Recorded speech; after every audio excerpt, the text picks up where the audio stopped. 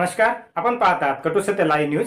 चॅनलवर नवीन असाल तर चॅनलला सबस्क्राईब, शेअर, लाईक, कमेंट करून महाराष्ट्रभरातील नवनवीन बातम्यांसाठी बेल आयकन दाबायला विसरू नका. सगळं बाबांच्या काळात झालं. 12 रस्ते महत्वाचे आणि 17 फ्लायओव्हर्स मुंबईमध्ये, सांताक्रूज, चेंबूर लिंक रोड, हे सगळे प्रोजेक्ट बाबांच्या काळात झालेले किंवा बाबांच्या काळात त्याचा पूर्ण मंजुरी देण्यात आलेली आहे. हे आपण लक्षात घ्या. म्हणजे त्यांनी काय काय केलेलं आहे हे लक्षात घ्या. नंतर बघा की ज्यांना असं वाटतं, अजून एक गोष्ट की राजीव गांधी जीवनदायी योजना त्यांनी सुरू केली बाबांनी.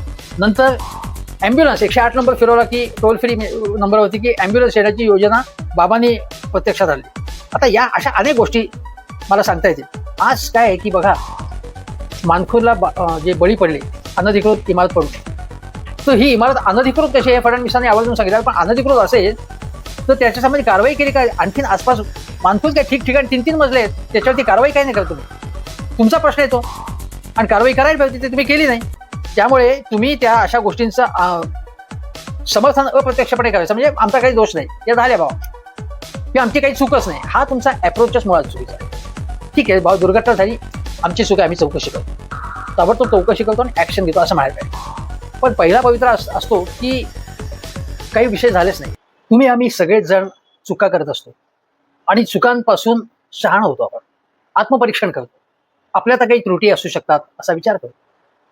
परंतु काही व्यक्ती अशा असतात की माझं काहीही चुकत नाही असा त्यांचा पवित्रा असतो. मी जे करतो ते योग्यच असतं आणि यापूर्वी कधी कोणीही केलं नाही अशी कर्तबगारी मी केलेली आहे. आणि अन्य लोकांनी काहीच केलं नाही आतापर्यंत. सगळं जे करतो आहे ते सगळं जग आहे ते माझ्यामुळे आहे असा पवित्रा हा जसा नरेंद्र मोदी यांचा असतो त्याचप्रमाणे देवेंद्र फडणवीस यांचा असतो. नरेंद्र मोदी यांनी कधीही आपल्या चुका स्वीकारल्या नाहीत. चुका झाल्या, टीका झाली की त्याच्याबद्दल काही बोलायचंच नाही. देवेंद्र फडणवीस हे सुद्धा चुका मान्य करत नाहीत. गिरे तो भी टांग ऊपर अशी त्यांची पद्धत असते. ज्यावेळी लोकसभा निवडणुकांमध्ये फटका बसला तेव्हा त्यांनी काय सांगितलं की संविधानाचं खोटं नॅरेटिव्ह विरोधकांनी पसरवलं. म्हणजे आमचं काही चुकलं नाही, आमच्या परफॉर्मन्समध्ये काहीच कमी नव्हती, आम्ही अतिशय चांगलं काम केलं, पण यांनी चुकीच्या गोष्टी लोकांच्या मनावर बिंबवल्या आणि त्यामुळे आमचा पराभव झाला. शिवाय आमच्यात आणि विरोधी पक्षांच्या मतांमध्ये अतिशय कमी अंतर आहे असं ते म्हणाले. ज्यावेळी विरोधी पक्षांचा विजय कुठे अन्य राज्यात झाला तर तेव्हा ते काय म्हणायचे की हा कसला विजय की अर्ध्या 1% मतांच्या फरकाने विजय झालेला आहे. पण आपला विजय तेवढ्याच अल्पमतांनी झाला तर मात्र त्याबद्दल काही बोलायचं नाही. विरोधी पक्षांबद्दल मात्र अन्य राज्यात कुठेही काही झालं तर काय त्या विजयाला काही अर्थच नाही. आम्ही आणखीन गोष्ट काही केली असेल, आम्ही सहज विजयी झालो असतो वगैरे वगैरे. पण विरोधी पक्षांना टार्गेट करायचं असतं. आता या पावसाळ्यामध्ये मुंबईसह अनेक शहरं कोसळली, अनेक ठिकाणचे छोटे छोटे पूल उद्ध्वस्त झाले. एवढंच काय की कल्याणमध्ये अक्षरशः समुद्रासारखं स्वरूप धारण केलं होतं. पालघरमध्ये, वसई विरारमध्ये, नालासोपारा सगळीकडे लोकांच्या तक्रारी होत्या. घरात पाणी शिरतंय की नाले सफाईची कामं व्यवस्थित झाली नाही. अनेक ठिकाणी तक्रारी केल्या, फोन केले तर फोन उचलत नाहीत, कोणीही येत नाही. अशा प्रकारच्या एकूण सूर लोकांचा. आता हा केवळ सर्वसामान्य लोकांचा सूर नाही. मुंबईमध्ये मॅनहोलमध्ये लोक गेले, झाडं पडून लोक मेले, तरी सुद्धा यांना त्याची काही पडलेली नाहीये. नाले सफाई आपली 100% त्याच्यापेक्षा जास्त टक्क्यांनी झाली असा दावा केला जातो. पण कसे बघा बळी पडले ते आपल्याला माहिती आहे. आता न्यायालयाने काय म्हटले बघा की आमच्यासाठी सर्वसामान्यांचा जीव महत्वाचा आहे आणि जीवितहानी झाल्यानंतरच तुम्हाला म्हणजे सरकारला जाग येते का, प्रशासनाला जाग येते का? तुमच्या अधिकाऱ्यांची बेफिकिरी आणि निष्काळजीच मॅनहोलमध्ये पडून झालेल्या मृत्यूंना जबाबदार आहे. हायकोर्ट म्हणते मुंबईचं, हे लक्षात घ्या. यात काही राजकारण नाही. तर राजकीय नेत्यांनी विरोधकांनी आरोप केले असं म्हटलं ते राजकारण आहे असं म्हटलं. विरोधकांनी कुठलाही मुद्दा उपस्थित करणं हे राजकारण असतं. आणि सत्ताधारी आजचे जे आहेत भारतीय जनता पक्षामध्ये विशेषतः ते विरोधी पक्षात असताना ते राजकारण करत होते. ते मात्र पूजा करत होते, भजन म्हणत होते असं म्हणायचं आपण. आता ही एक गोष्ट आहे. दुसरी गोष्ट अशी की तुमच्या निष्काळजीपणामुळे उघड्या मॅनहोलमध्ये पडून एका 2 वर्षाच्या मुलाचा मृत्यू होतो आणि त्याच्या पालकांना भरपाई म्हणून अवघे 75,000 रुपये देण्याचा निर्णय घेतला जातो. असा प्रश्न ठाण्याच्या प्रकरणामध्ये ठाणे महापालिकेवरती ताशेरे मारले हायकोर्टाने. एका मुलाचा 2 वर्षाचा केवळ त्यांच्या चुकीमुळे मृत्यू झाला आणि केवळ 75,000 रुपये नुकसान भरपाई दिली. पण मुळात हा जो गलथानपणा झाला त्यामुळे त्या निष्पाप जो जीव गेला तो जीव काही येणार नाही, त्याची काय किंमत आहे? तो गेलाच ना. त्याच्या पालकांना किती दुःख झालं असणार, त्याच्या घरच्यांना मित्रांना किती दुःख झालं असणार, ते पैशात मोजता येत नाही. आता त्यांनी असं म्हटलंय कोर्टाने की अशा मृत्यूंसाठी 6 लाख रुपये भरपाई निश्चित केलेली असताना 75,000 रुपयेच फक्त कशाच्या आधारे दिलं हे इतके कमी, त्यामागे नेमका तर्क काय? आणि ठाणे महापालिका आणि समितीतील संबंधित जी समिती आहे पालिकेची अधिकारी एवढे असंवेदनशील आणि निर्लज्ज कसे, महापालिकेचे अधिकारी निर्ढावलेले कसे, अशा प्रकारचे ताशेरे मारण्यात आलेले. निर्लज्ज असा शब्द आम्ही कोणी वापरला तर अरे असंसदीय असं कशी भाषा वापरतात, बेशरम असं कसं म्हणतात, या लोकांना काय म्हणायचं, कुठल्या भाषेत यांचा समाचार घ्यायचा? त्यामुळे अशा वेळी हंट हातात घ्यायलाच होतो शब्दांचा, हे लक्षात घ्या. आता मिसिंग लिंक प्रकल्पाच्या संदर्भामध्ये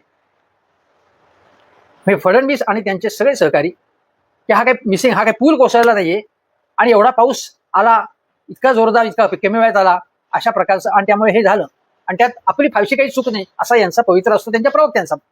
आणि त्याच्यानंतर मग हे कसं लगेच सुरळीत केलं आम्ही, याच्यावरती यांचा भर आहे. आता ही गोष्ट मिसिंग लिंक त्या ठिकाणी दरड कोसळून आज धबधब्यासारखं पाणी आलं, जर हे पहाटे 3 वाजता झालं, जर ते रहदारीच्या वेळी झालं असतं तर किती लोकांचे जीव गेले असते.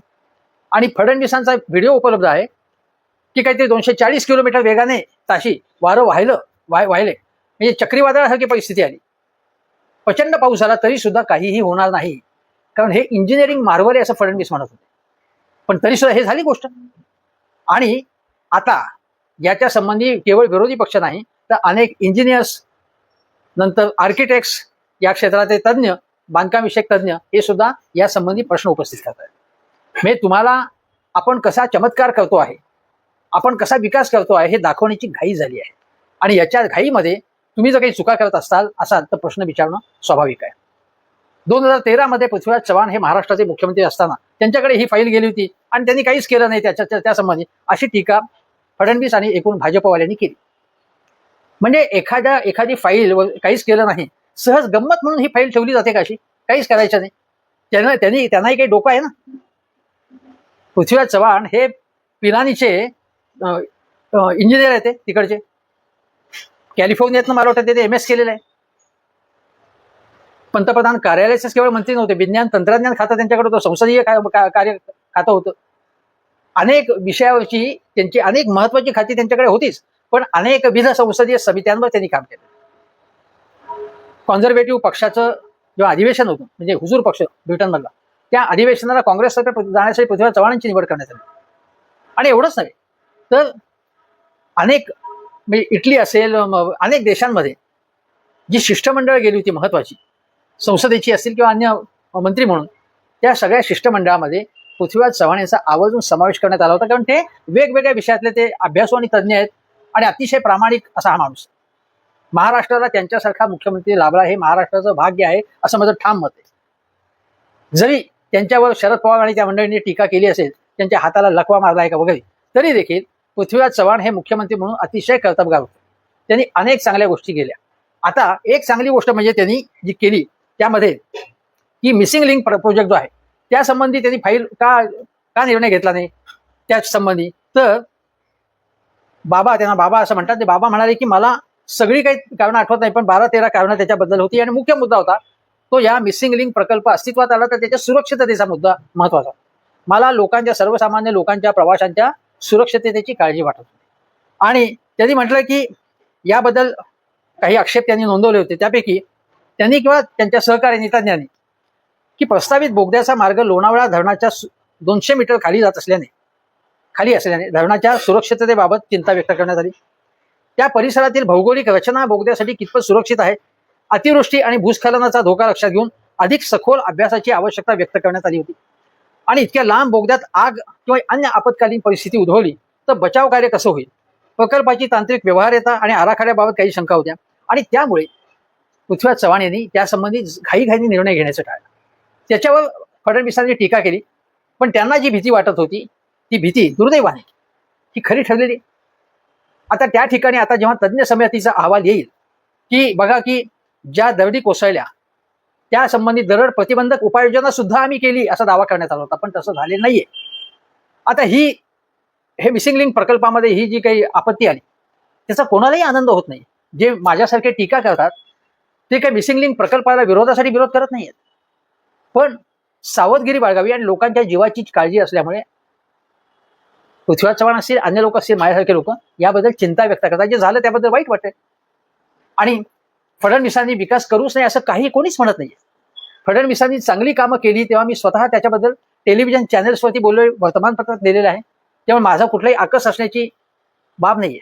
मुद्दा असा आहे की फडणवीसांना असं वाटतंय, फडणवीसांनी दुसरी एक कमेंट केली हर्षवर्धन सपकाळ यांच्या काँग्रेसचे प्रदेशाध्यक्ष त्यांच्या टीकेवरून चिडून, की या अशा या लोकांबद्दलच्या टीकेला मी काही त्यांना काही म्हणजे त्यांचा अभ्यासच नाही, त्या टीकेला मी उत्तर देणार नाही.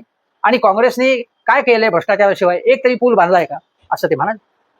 आता फडणवीसांना या निमित्ताने सांगायला लागेल, काँग्रेसच्या काळातही विकास कामं झाली. जसे आम्ही म्हणतो की वाजपेयींच्या काळात विकास कामं झाली. युती सरकार एक जे होतं, मुंबई पुणे द्रुतगती महामार्ग झाला ना, आम्ही कौतुक केलं त्याचं. युतीने केलं म्हणून तो झालाच नाही, वाईट आहे असं अजिबात म्हणत नाही. पण मग तसंच असेल तर काँग्रेसने केवळ भ्रष्टाचार केला असं जे कोणी म्हणतात किंवा ज्यांना वाटतंय ते एक तर आंधळे आहेत, त्यांचं धृतराष्ट्र झालंय का, त्यांना काहीच दिसत नाही का. ही साधी गोष्ट, वरळी बांद्रा सी लिंक जो आहे तो काँग्रेसच्या काळात झालाय, किंवा हा आपला ईस्टर्न एक्सप्रेस मुक्त मार्ग जो आहे, जो आपण चेंबूरहून तो जो सुरू होतो अगदी तो इथपर्यंत अगदी सँडर्स रोडपर्यंत आहे, तो मला माझ्या आठवणीप्रमाणे बाबांच्या काळात झालेला, तो पृथ्वीराज चव्हाणांच्या काळात झाला किंवा काँग्रेसच्या काळात झालेला आहे. तो झालंच नाही काही.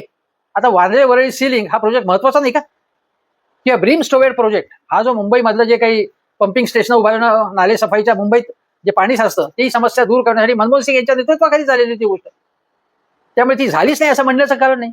आणि पृथ्वीराज चव्हाण यांचाच जर विचार केला फक्त, तर पृथ्वीराज चव्हाण यांच्या काळामध्ये अनेक गोष्टी झाल्या. आपण अगदी फडणवीसांच्या अगोदर कोण होतं मुख्यमंत्री, बाबा होते. आता बाबांचं एक आणखीन कॉन्ट्रीब्युशन सांगतो, हे राजकीय आहे की ज्यावेळी 4 दिवसांचं म्हणजे 80 तासांचं सरकार, 80 तासाचे सरकार कोसळलं फडणवीस आणि अजितदादांचं, त्यावेळी ती जी बहुमताची चाचणी होती विश्वासदर्शक ठरावाच्या वेळी, यांनी काय केलं फडणवीस आणि राष्ट्रवादी अजितदादांच्या, की हे मतदान म्हणजे गुप्त मतदान असावं. तेव्हा बाबांनी, मग वेणुगोपाल होते, मुकुल वासनिकही होते त्यावेळी, पण बाबांनी त्यावेळी फार महत्वाचे म्हणजे ते सगळं न्यायालयीन प्रक्रियेमध्ये महत्वाचा पुढाकार त्यांनी घेतला. आणि मग न्यायालयाने सांगितलं, सुप्रीम कोर्टने, की नाही हे गुप्त मतदान चालणार नाही. आणि गुप्त मतदान झालं नाही तर, गुप्त मतदान झालं तर थोडीशी मला माहिती आहे की खोक्याचा प्रयोग करता येईल किंवा फोडता येतील काही मतं असं वाटलं असेल, पण ते न झाल्यामुळे अजितदादा आणि फडणवीसांच्या 4 दिवसाच्या या सरकारला राजीनामा द्यावा लागला. ती बाबांची मोठी कामगिरी आहे. दुसरी गोष्ट म्हणजे त्यांनी आणखीन एक म्हणजे जो अनेक गोष्टी बाबांनी केल्या, त्याच्यामध्ये नवी मुंबईचा जो एअरपोर्ट जो आहे आता जो आपण बघतो, त्या एअरपोर्टला पर्यावरणाची मंजुरी आणण्याचं काम इनिशिएटिव्ह, त्यासाठी हे मुख्यमंत्री पृथ्वीराज चव्हाण यांनी त्यासाठी इनिशिएटिव्ह घेतला होता, हे लक्षात घ्या. दुर्दैवाने काँग्रेसची राजवट समाप्त झाली 2014, काँग्रेसच्या दुर्दैवाने म्हणजे, आणि त्यामुळे तो एअरपोर्ट आता या काळात झाला. आणि आता एअरपोर्ट झाला असेल त्याचं स्वागत केलं पाहिजे. उद्या पुण्याजवळ कुठे एअरपोर्ट होती फडणवीसांच्या काळात झालं, चांगली गोष्ट आहे, त्याला विरोधासाठी विरोध करण्याचं काही कारण नाही. मुद्दा असा की अगोदरच्या काळात काहीच झालं नाही आणि विकास केवळ विकासाचं स्वप्न आम्हाला पडतो, विकास सत्यात आम्हीच आणू शकतो, हा जो दावा आहे ना तो बोगस दावा आहे. आणि म्हणून त्याच्यावरती बाबा ठासून मला सांगायला की ती बाबांनी काय केलं.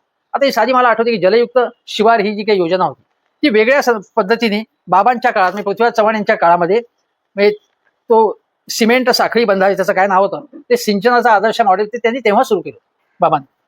आणि ही चांगली गोष्ट होती, ती अतिशय कल्पक योजना होती ती. पुढे जलयुक्त शिवार योजना फडणवीसांनी आणली, त्याबाबत काही तक्रारी झाल्या, आरोप झाले, पण ती योजना चांगली होती. पाणी साठवा ही चांगली गोष्ट आहे, त्यात काही कोणी आणलं नाही. पण बाबांनी आणखीन काही महत्वाच्या ठळक गोष्टी केल्या, यांनी काहीच केलं नाही अगोदरच्या सरकारने असं जे म्हणतात. तर उरमोडीचं पाणी दुष्काळी भागात त्यांनी आणलं, बाबांच्या काळात ते झालं. कराड शहराची हद्दवाढ त्यांच्याच काळात झाली. आता ही बरीच माहिती मिळवलेली आहे, काही माहिती माझ्या आठवणीत आहे. कराड शहराची हद्दवाढ त्यांच्या काळात झाली. त्या ठिकाणी 550 कोटींचं भूकंप संशोधन केंद्र हे बाबांच्यामुळे त्याला आकार आला. ते बाबांच्यामुळे अस्तित्वात येण्याची कल्पना, जी आणण्याची कल्पना बाबांची होती ती. नंतर खाशाबा जाधव आयलंड तिथेच त्या परिसरामध्ये, त्यासाठी त्यांनी 45 लाख रुपये मंजूर केले. आता चित्रपट येतो त्याच्या संबंधी. नंतर अजून एक गोष्ट मला सांगायला पाहिजे की मी मगाशीच उल्लेख करायला पाहिजे की राफेल मध्ये जो कथित भ्रष्टाचार झाला सिद्ध होऊ शकला नाही, पण त्यासंबंधी अभ्यासपूर्ण प्रेझेंटेशन, काही आक्षेप, हे बाबांनी अनेक ठिकाणी प्रेझेंटेशन केलं, म्हणजे व्यवस्थित अभ्यासपूर्ण त्याची मांडणी केली की राफेलमध्ये गैरव्यवहार कशा पद्धतीने झाला, त्यासंबंधी त्यांनी प्रश्न उपस्थित केले. आता ते पुढे या गोष्टी कोर्टात सिद्ध होऊ शकल्या नाही, हा भाग वेगळा, पण बाबांनी त्यासंबंधी नुसते तोंडाळपणे आरोप करणं, काहीतरी हवेतले आरोप करणं, तसं नाही. त्यांनी अभ्यासपूर्ण त्यासंबंधी प्रेझेंटेशन केलं ठिकठिकाणी. अगदी मुंबईत सुद्धा केलं. मला वाटतं पत्रकार संघ किंवा प्रेस क्लब तिथे केलेलं होतं. आता 14 लाख टन कांद्याची स्टोरेज कपॅसिटी बाबांमुळे निर्माण झाली. नंतर कोरडवाहू क्षेत्रामध्ये dry land agri farm mission launch त्यांनी केलं बाबांनी. राजीव गांधी पंचायत सहायता अभियान त्यांनी सुरू केलं. म्हणजे ग्रामपंचायती असतील तिथे बेसिक इन्फ्रास्ट्रक्चर, चांगलं कार्यालय, बाकी सुविधा हे बाबांनी केलं. नंतर गरिबांसाठी 5 लाख घरं बांधली. पण त्यांना जे सहाय्य त्यासाठी असतं ते दुप्पट केलं त्यांनी, 1 लाख रुपये केलं म्हटलं. नंतर 257 म्हणजे अन्नधान्याची 257 गोदामं दुरुस्त केली त्यांनी आणि 584 नवीन गोदामांना मंजुरी दिली त्यांनी. नंतर 103 या हेल्पलाईन महिलांसाठी हेल्पलाईन सुरू केली. आज बघा रेल्वेमध्ये उत्तर प्रदेशातून काशीहून इकडे येत होत्या महिला, हे नागपूरकडे आणि महाराष्ट्रातल्या बऱ्याच महिला त्या रेल्वेमध्ये होत्या. त्यांच्यावरती त्यांना अंगसाठी लावणं, विनयभंग करणं अशा गोष्टी झाल्या. पण अशा संकट काळामध्ये हेल्पलाईन असावी ही कल्पना बाबांची त्यावेळी त्यांनी आणली. नंतर आता बघा महत्वाची गोष्ट जी आहे ती म्हणजे आता इन्फ्रामॅन मी आहे तर ते आहेत. म्हणजे देवेंद्र का एकनाथ शिंदे दोघांचे समर्थक म्हणतात की आमचा जो नेता तोच इन्फ्रामॅन आहे. पण इन्फ्रामॅन हे पृथ्वीराज चव्हाण का नाही आहेत ना, ते होतेच ते इन्फ्रामॅन. कारण त्यांनी अनेक गोष्टी केल्या. मी या गोष्टी सांगितल्या. इन्फ्रामॅन म्हणजे फक्त शहरांमध्ये काही गोष्टी करणं असं नाही, गावांमध्ये सुद्धा इन्फ्रास्ट्रक्चर करणं, ग्रामपंचायतीचं मध्ये इन्फ्रास्ट्रक्चर करणं हा इन्फ्रामॅनचाच भाग आहे. केवळ अटल सेतू आणि कोस्टल वे किंवा समृद्धी महामार्ग म्हणजे इन्फ्रा, बाकी म्हणजे इन्फ्रा नाही असं नाही. पायाभूत सुविधा याचा अर्थ विकासासाठी ज्या काही पायाभूत गोष्टी असतील त्यासाठी ज्या सुविधा तयार केल्या जातात त्याला इन्फ्रास्ट्रक्चर म्हणतात. त्यामध्ये बंदर, विमानतळ, रस्ते, पूल एवढंच नाही तर गोदामं असतात, अनेक गोष्टी असतात त्याच्यामध्ये. आता इंटरनॅशनल जे वर्ल्ड क्लास टर्मिनल झालं म्हणजे मुंबई एअरपोर्टला, ते बाबांच्या काळात झालं. त्याचं उद्घाटन झालं. मला वाटतं मनमोहन सिंग यांच्या हस्ते झालं. मोनोरेल 1 बाबांच्या काळात स्टार्ट करण्यात आली. ईस्टर्न फ्रीवे तर म्हटलं, western express highway, eastern express highway, 12 रस्ते हे MMR रिजन आहे मुंबईत मुख्यतः, आणि हे सगळं बाबांच्या काळात झालं. 12 रस्ते महत्वाचे आणि 17 फ्लायओव्हर्स मुंबईमध्ये, सांताक्रूज चेंबूर लिंक रोड, हे सगळे प्रोजेक्ट बाबांच्या काळात झालेले किंवा बाबांच्या काळात त्याचा पूर्ण मंजुरी देण्यात आलेली आहे. हे आपण लक्षात घ्या. म्हणजे त्यांनी काय काय केलेलं आहे हे लक्षात घ्या. नंतर बघा की ज्यांना असं वाटतं, अजून एक गोष्ट की राजीव गांधी जीवनदायी योजना त्यांनी सुरू केली बाबांनी. नंतर अँब्युलन्स 108 नंबर फिरवला की टोल फ्री नंबर होती की अँब्युलन्स येण्याची योजना बाबांनी प्रत्यक्षात आणली. आता या अशा अनेक गोष्टी मला सांगता येतील. आज काय आहे की बघा मानखुर्दला जे बळी पडले अनधिकृत इमारत पडून, तर ही इमारत अनधिकृत कशी आहे फडणवीसांनी आवर्जून सांगितलं. पण अनधिकृत असेल तर त्याच्या संबंधी कारवाई केली का? आणखीन आसपास मानखुर्द काय ठिकठिकाणी 3-3 मजले आहेत, त्याच्यावरती कारवाई काय नाही करत तुम्ही? तुमचा प्रश्न येतो. आणि कारवाई करायला पाहिजे ते तुम्ही केली नाही. त्यामुळे तुम्ही त्या अशा गोष्टींचं समर्थन अप्रत्यक्षपणे करायचं म्हणजे आमचा काही दोष नाही, या झाल्या बाबा, किंवा आमची काही चूकच नाही, हा तुमचा अप्रोचच मुळात चुकीचा आहे. ठीक आहे बाबा, दुर्घटना झाली, आमची चूक आहे, आम्ही चौकशी करतो, ताबडतोब चौकशी करतो आणि ऍक्शन घेतो असं म्हणायला पाहिजे. पण पहिला पवित्रा असतो की काही विषय झालेच नाही आणि काही जर दोष आढळला, आता तो आमचा काही संबंध, अगोदरच्या सरकारने ते केले, त्यांची चूक आहे.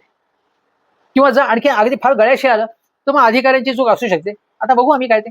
पण माझी चूक आहे किंवा मी त्याची जबाबदारी घेतो मुख्यमंत्री म्हणून किंवा त्या खात्याच्या मंत्र्यांनी माझी जबाबदारी असं म्हणण्याचा यांचा स्वभावच नाहीये, हे लक्षात घ्या. आणि खरी गोम इथेच आहे. ही सगळ्यात वाईट गोष्ट आहे. म्हणजे मला आठवते की खुद्द पृथ्वीराज बाबांनी राज्य सहकारी बँकेमध्ये जे सगळे प्रकार उघडकीस आले होते त्यांनी त्या चौकशी सुरू केली. प्रशासक नेमला तिथे. त्यांनी असं म्हटलं नाही की राज्य सहकारी बँकेत काही झालंच नाही, असं नाही म्हणाले. आता राज्य सहकारी बँक सुस्थितीत आलेली आहे, पण त्याची प्रक्रिया बाबांनी सुरू केली की राज्य सहकारी बँक ही जिल्हा सहकारी बँकांची शिखर बँक असते. आता याला राजकीय काही परिमाण नाही असं म्हणण्याचं कारण नाही. काँग्रेस राष्ट्रवादी यांच्यातलं जे काही राजकारण अंतर्गत चालू होतं त्याचा त्याच्यामध्ये एक पॉईंट आहे. पण मुळामध्ये राज्य सहकारी बँकेची साफसफाई करण्याचं धाडस बाबांनी दाखवलं. आमची काहीही चूक नाहीये, सगळं मस्त चाललेलं राज्य सहकारी बँकेचं, असा अप्रोच त्यांनी घेतला नाही. एवढंच नव्हे तर सिंचन गैरव्यवहार म्हणून जे बोंबलत होते आणि यांनी भ्रष्टाचार केला, त्यांनी त्या सगळ्यांना ज्या देवेंद्र फडणवीस यांच्या पक्षाने आपल्याबरोबर गेले, जे भ्रष्टाचारी दिसला की मला वाटतं असं सांगत असायचं, अरे हा भ्रष्टाचारी मंत्री आहे, त्याला माजी मंत्री आहे, त्याला घ्यायचं राहीलच की आपल्याला, त्याला घेऊया आपण. तो नेता तिकडचा त्या मराठवाड्यातला, त्यांनी तर खूपच पराक्रम केले. अरे त्याला विसरलोच, त्याला घ्यायला पाहिजे, त्याला घेऊया आपण. हा अप्रोच यांचा आहे. यांना काही पडलं राजकारण करायचं भ्रष्टाचाराचं, सत्ता मिळवायची आणि ज्यांनी भ्रष्टाचार केला त्यांना आपल्याकडे आणून आणखीन भक्कम व्हायचं, अशी यांची पद्धत आहे. तर त्याच्यामुळे जो सिंचन गैरव्यवहार झाला त्यासंबंधी श्वेतपत्रिका आम्ही काढू असं कोणी म्हटलं? बाबांनी म्हटलं. आम्ही काही झालं नाही असं नाही म्हटलं त्यांनी, हे लक्षात घ्या तुम्ही. त्यामुळे हा जो फरक आहे ना बाबांमधला आणि फडणवीसांच्यातला, हा लक्षात घ्या. आता बाबांच्या बद्दल बघा, मी अमित शहानी सांगितलं होतं की एक नेता असा आहे की जो आमच्याकडे येऊच शकणार नाही, कारण तो काँग्रेसी विचारधारेचा आहे. हे अमित शहानी जाहीरपणे म्हणतो. तो पक्का काँग्रेसी विचारधारेचा. तो काय अशोक चव्हाणांसारखा किंवा कृपाशंकर सिंहासारखा सिंग यांच्यासारखा नाहीये. भक्कम काँग्रेसी विचारधारा त्यांच्यावरतीच आणि मग जाणार नाही दुसरीकडे कुठे, याच्याबद्दल अमित शहाना खात्री वाटते, हे लक्षात घ्या. हे पृथ्वीराज चव्हाण यांचं वैशिष्ट्य आहे. आणि म्हणून मिसिंग लिंक बाबत सुद्धा त्यांनी फाईल नुसती फाईलवर बसले ते असं म्हणायचं आणि एकतर्फी टीका करायची, चुकीची टीका करायची. म्हणून यासंबंधी मी आता हा व्हिडिओ केला. आता मी तुम्हाला सांगतो, दोन गोष्टी मला सांगायच्या की या मंडळींचं, या महाशक्तीवाल्यांचा, म्हणजे भाजप असेल किंवा एकनाथ शिंदे विशेषतः यांचा पक्ष, म्हणजे जो त्यांच्या कच्छबी लागलेला, त्यांची पद्धत अशी आहे की सगळ्या गोष्टी फक्त काँग्रेसचा सतत द्वेष करायचा, तिटकारा त्याच्याबद्दल, काँग्रेसला दोष द्यायचा. म्हणजे भूतकाळाबद्दल म्हणजे नेहरूंनी काय चूक केली, काँग्रेसनी काय चूक केली, उद्धव ठाकरेंनी काय चूक केली, याच्यावरती सतत त्याच्यावरती गळजप करायचा. आणि आपल्यात काही चुका असल्या तर आपल्याला काही दुरुस्त करण्याची प्रक्रिया सुरू करावी. चुका हा अप्रोचच नाही आहे. किंवा लोकांना विचारावं की बाबा हा प्रकल्प आम्ही करायचा विचार आहे, तर तुमचं काय मत आहे? जनसुनवाई घेणे, ट्रान्सपरन्सी, त्याच्यामध्ये पारदर्शकता आणणं, प्रकल्पाच्या बद्दलची सगळी माहिती त्या ठिकाणी लावणं, नेटवरती सोशल मीडियावरती हे करणं, हा प्रकार यांच्या बाबतीत संभवतच नाही. आता मी यांची पद्धत अशी आहे की बघा, इमोशनल राजकारण करायचं म्हणजे काय की हाफकिनचं नामांतर करायचं. अरे हाफकिनचं याचं नामांतर करा, याला नावं ठेवा, नावं काही ठेवा तुम्ही नवीन. मुळामध्ये बघा की अमोल अन्नदाते जे डॉक्टर आहेत त्यांनी सांगितलं की सर्पदंशावरची जी लस आहे, त्या हाफकिनची लस आहे ती, तर ती लस निर्माण करण्यासाठी हाफकिनला सरकारने पैसे तर दिले पाहिजेत. ते न देता या सरकारने काय केलेलं आहे की सर्पदंशामुळे कोणी गेला तर त्याच्याबद्दल त्याला मात्र आम्ही मदत करू. म्हणजे लोकांनी ही मदत मिळवण्यासाठी मरायचं, पण लस ते वाचतील ना. तुम्ही मेल्यानंतर मदत करता, नुकसान भरपाई त्याच्या कुटुंबियांना, पण लसीसाठी मदत करा ना. म्हणजे हाफकिनला फंडिंग द्या ना तुम्ही, ते द्यायचं नाही आणि हाफकिनचं फक्त नाव बदलायचं. तुम्हाला हे पटतंय का? बघा हे काय मी सांगतोय, केवळ भावनात्मक राजकारण करायचं. म्हणजे अमुक शहराचं नाव बदलायचं, अमुक शहराचं नाव बदलायचं, पण तिथे इन्फ्रास्ट्रक्चर नाही आणायचं चांगलं, तिथे पाण्याचा प्रश्न सोडवायचा नाही, तिथे इस्पितळांचा प्रश्न सोडवायचा नाही. पण काय करायचं की बघा ह्या इन्फ्रामॅन आहे, त्याच्यामुळे अमुक 1-2-4 प्रोजेक्ट करायचे, ते या इन्फ्रामॅनमुळे हे प्रकल्प झाले. बाकी महाराष्ट्रात कुठे काय लोक मरतायत, तडफडतायत, या बाळंतीनी त्यांना झोळीमधनं घेऊन जायला लागतंय, वृद्ध माणसांना जवळ हॉस्पिटलमध्ये काही सुविधा नाही, कोणी डॉक्टर नाही, कुठे औषधं नाही आहेत, ही अवस्था आहे.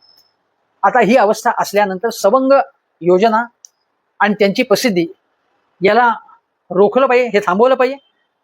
आणि जे आपल्याकडे सरकारची तिजोरी आहे तिचा नीटपणे वापर झाला पाहिजे. केवळ प्रसिद्धीसाठी, प्रचारासाठी आणि काही मोजक्या प्रकल्पांचे ढोल वाजवायचे आणि बाकी सगळ्या खात्यांच्याकडे दुर्लक्ष करायचं, योजनांकडे दुर्लक्ष करायचं, असं असता कामा नये. विकासाची मिसिंग लिंक खरी ही आहे आणि त्याच्यावरती मला बोट ठेवायचं आहे.